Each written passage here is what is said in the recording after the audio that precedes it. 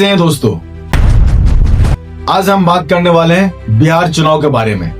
चुनाव तो खत्म हो चुका है, लेकिन सवाल अभी भी बाकी है। हम बिहारी हैं। बिहार में चाहे कोई भी सरकार हो, मुझे फर्क नहीं पड़ता। सबसे जरूरी है बिहार को आगे बढ़ना, तरक्की होना और हर बिहारी को गर्व होना। पहला सवाल, क्या इस बार बिहार में वोट चोरी हुई है? दूसरा सवाल, जब आचार संहिता लागू थी तो 10,000 क्यों बांटा गया? तीसरा सवाल, ट्रेन भरकर भीड़ क्यों लाई गई? चौथा सवाल, मतदान सूची से ज्यादा वोट कैसे पड़ गए? पांचवा सवाल, चुनाव आयोग की जिम्मेदारी आखिर पूरा क्यों नहीं हुआ? आज हम 6 बड़े पॉइंट में पूरा सच समझाएंगे। फैसला आप खुद करें, क्योंकि यह स्वतंत्र देश है, यहाँ धांधली स्वीकार नहीं की जा सकती। पॉइंट 1, 10,000 रुपया का सच। सबसे बड़ा सवाल, जब आचार संहिता लागू थी तब 10,000 रुपया क्यों और किस उद्देश्य से बांटा गया? आप समझाइए।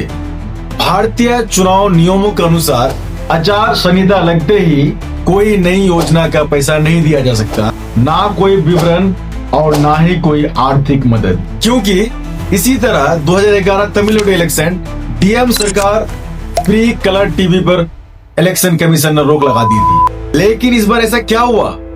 लोगों के खातों में अचानक 10,000 रुपया डाले गए। सवाल आपसे, जब पिछली बार इसे रोक दिया गया तो इस बार इसे क्यों नहीं रोका गया? क्या यह चुनाव को प्रभावित करने की कोशिश नहीं की गई थी? अगर यह सही था तो इलेक्शन कमीशन ने पिछले साल इसे गलत क्यों कहा? यह मदद कम और प्रभाव ज्यादा लगता है। पॉइंट नंबर 2, ट्रेन भरकर लाए गए भीड़। दूसरा बड़ा सवाल, हजारों लोगों को ट्रेन में भरकर तुम्हारे से कोई पैसा नहीं लिया है। किसने दिया खर्चा वर्चा? मोदी सरकार दिया है। मोदी सरकार ने? हाँ। हमारे कोई पैसे नहीं। कोई पैसे नहीं। ये ट्रेन का खर्चा कौन कर रहा है? कोई बीजेपी कर रही है, फ्री में भेज रही है। हाँ जी, तो यहाँ से जाने का खर्चा वही दे रहा है। वो दे रहा है अपने आप भरकर मतदान जोड़। सवाल आपसे, जब इतना बड़ा इलेक्शन चुनाव था तो निगरानी इतनी ढीली क्यों थी? चुनाव आयोग ने कार्रवाई क्यों नहीं की? अगर शिकायतें आई थी तो उनका जवाब कहाँ है?